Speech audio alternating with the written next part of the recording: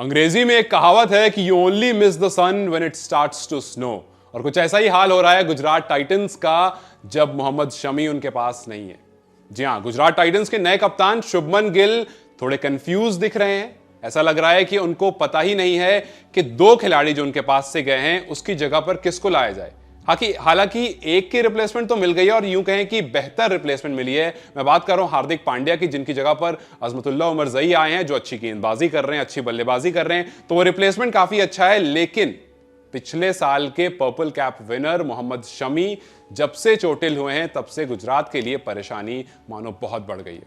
मोहम्मद शमी जो कि power play में आकर के आपको अक्सर विकेट दिला देते थे, फर्स्ट ओवर्स में पिछले 3 सालों से मतलब विकेट यूं झटक रहे थे और आपको यह पता था कि अगर पावर प्ले में शमी के हाथ में गेंद जाती है तो शमी कुछ करिश्मा जरूर करते हैं।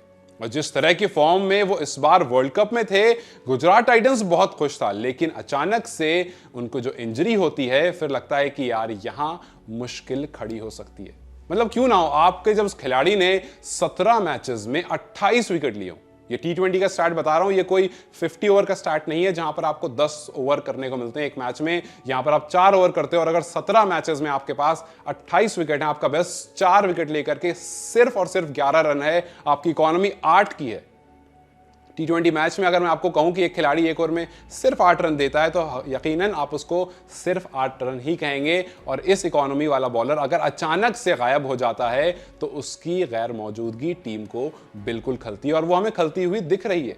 क्योंकि 2020 के बाद मोहम्मद शमी ने पहले ओवर में सबसे ज्यादा विकेट लेने वालों में से दूसरे नंबर पर इनका नाम है। 8 विकेट ये सिर्फ पहले ओवर में ले चुके हैं 2020 से अब तक में। तो फर्स्ट ओवर में अगर आकर के कोई भी खिलाड़ी आपको विकेट दिला रहा है तो आप समझ लीजिए वो कितना इंपॉर्टेंट खिलाड़ी है। और अगर वर्ल्ड कप की बात करूं तो इस वर्ल्ड कप में तो मानो वो किसी और फॉर्म में थे। मतलब इस वर्ल्ड कप में उन्होंने केवल 7 मैचेस खेले थे और उस 7 मैच में 24 विकेट ले लिए थे।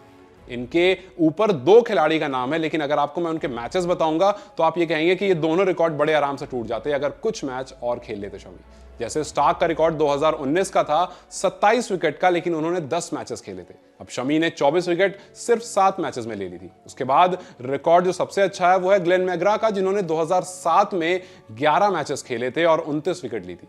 अब अगर एक खिलाड़ी 11 मैच में 29 विकेट ले रहा है और एक खिलाड़ी 7 मैच में 24 ले चुका है तो आप समझ लीजिए कि वो किस तरह की फॉर्म में होगा। और वही फॉर्म इस बार गुजरात टाइटंस को मानो बहुत खल रही है। कोई रिप्लेसमेंट नहीं है, पहले ओवर में किससे गेंदबाजी कराई जाए, बीच में आकर के कौन विकेट ले सकता है। लास्ट के लिए आपके पास मोहित शर्मा जरूर हैं, लेकिन वो एक स्पेस जो मिस हो रहा है उसको शुभमन गिल फिल करने में बहुत ज्यादा अनसक्सेसफुल रह रहे हैं। और मानो जो मैच सीएसके के सामने उन्होंने खेला और जिस मैच में आप एक बड़ी मार्जिन से हार गए, उसमें सबसे बड़ा ड्रॉबैक था आपकी गेंदबाजी, जहां पर चेपोक के मैदान में 200 से ज्यादा रन सीएसके बना देती है। और आपको पता है कि चेपोक जैसे मैदान में अगर 200 रन एक टीम बना रही है तो फिर उसको हराना काफी मुश्किल हो जाता है। और ये मुश्किल हमें दिखी गुजरात टाइटंस में, ये मुश्किल हमें दिखी शुभमन गिल में। और अब सवाल यही है कि पूरे सीजन में आपके पास मोहम्मद शमी नहीं है, क्या आशीष नेहरा जो कि कोच है गुजरात टाइटंस के, वो एक नया मोहम्मद शमी खड़ा कर पाएंगे? क्योंकि